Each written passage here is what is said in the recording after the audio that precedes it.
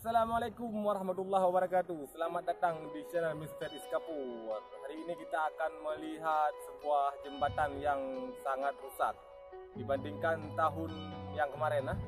Bisa Anda lihat